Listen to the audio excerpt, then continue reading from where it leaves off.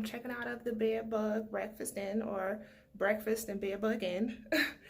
And I'm headed to my next location, which is ultimately Kansas City, but I'm going to stop by the historical marker for Malcolm X's birthplace. Yeah, I have about a 10-hour drive ahead of me, and it takes all that time to drive across the state of Nebraska. I'm like, damn, that's the majority of the drive is just Nebraska. I'm going to hit Omaha. That's from here in Cheyenne, that's 7 hours, and then another 3 going to Kansas City. I picked a hotel that's right outside the airport, and usually those are pretty top-notch. So hopefully I'm not staying at another shitty motel or a shitty hotel when I get over there. So let's get a move on. It's a little late. I slept in, got some good rest, and I'm up out of here.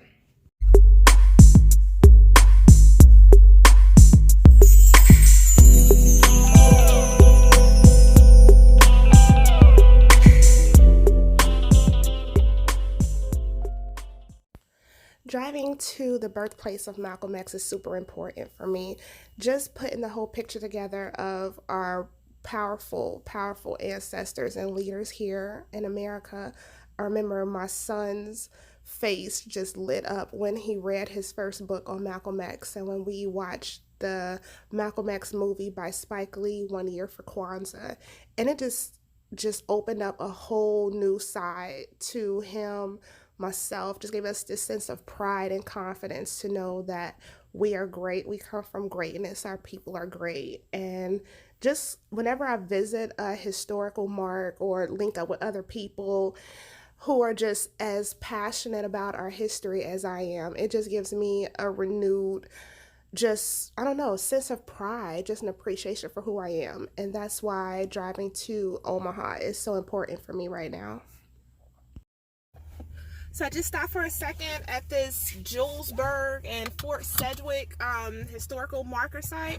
Yeah, I just went ahead and looked around. There's really nothing to look at. It's just, it's real hazy out here. There's none but acres of land and trucks on the freeway. It was a car parked over here, and I ain't gonna hang around here too long because, you know, a sister saw scary movies like The Hitcher and stuff like that. So I'm trying to get myself back on the road, get to my next destination. I refilled up my cup. Now it's time to get gone. Yeah, let's Alright, so I have made it. I am here in Omaha, Nebraska. I am actually at the birthplace of Malcolm X.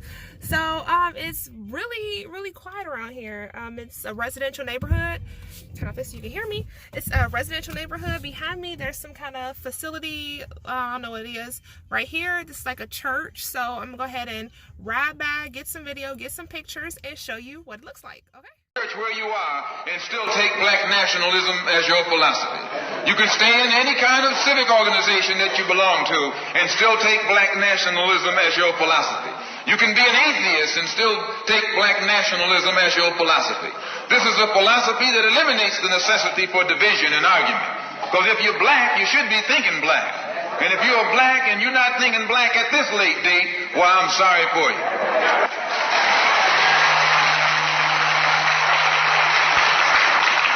Once you change your philosophy, you change your thought pattern. Once you change your thought pattern, you change your attitude. Once you change your attitude, it changes your behavior pattern. And then you go on into some action. As long as you got a sit-down philosophy, you'll have a sit-down thought pattern. And as long as you think that old sit-down thought, you'll be in some kind of sit-down action. They'll have you sitting in everywhere. It's not so good to refer to what you're going to do as a sit-in. That right there castrates you. Right there it brings you down.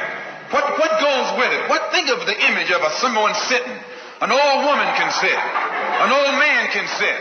A chump can sit. A coward can sit. Anything can sit. Well, you and I have been sitting long enough, and it's time today for us to start doing some standing. Alright, the expressway was closed in Iowa, so I had to drive the back country roads all the way into, I haven't officially crossed into Missouri. But yeah, I'm on my way to Kansas City. That's where my hotel is. And yeah, it's been a great 10 plus hours on the road. Not bad at all.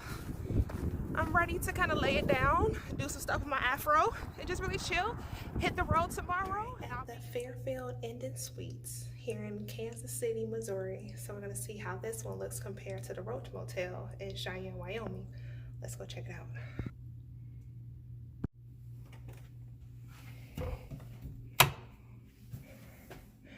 All right, now we're talking. This is what I'm talking about. Let me go pull my stuff in here. That's why these doors be heavy as hell to hold open. All right, that's what I'm talking about.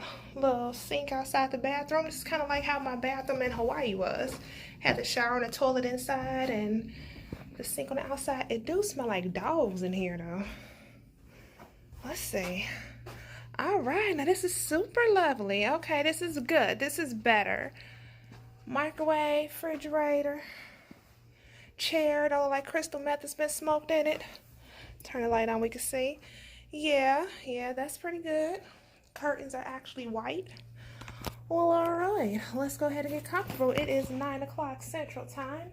I need to get my butt some rest. So yeah, good pick. Thank you. Sankofa. Feels so right, don't it? Let's begin. Cut the rooster neck, dance around the bonfire, and play the djembe until my arms tired. Pour the water, let the earth mother soak it up. Close your eyes, let the spirit take control of us. The summon that turn to Gabriel Prasa, feeling like Yan Santiwa with a chopper. Fearless, cause I know that everywhere I go, the ancestors will be near us. Sankofa, we are the true to life avatars. They made us forget what slave whips and the battle scars will remind us of the pain that we receive anytime we use our brain. Give thanks, cause Yah Santiwa was so brave. She fought for freedom when some man wouldn't do the same. Cause Khalid was so black and bold, and John Clark was so smart, he helped us crack the code. Cause Dr. Ben was a scholar. I'm giving thanks for him, his mother, and his father. And you ain't gotta like it, but it's love, so respect this. That hippie didn't die for me, but Malcolm X did. The ritual. Middle finger up to Uncle Sam. He ain't my father's brother, he stole us from motherland. The ritual. Marcus Garvey was a prophet. I pour libations, that's the way we pay homage. The ritual. For the gods and the goddess. If civilization was a book, we're the authors. The ritual.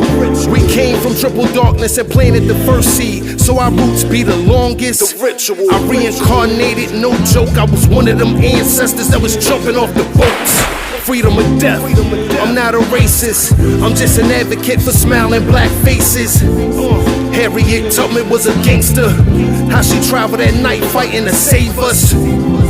So don't ask what I hold sacred. I get the cheese, but I'm the same rock stage. It's the ritual.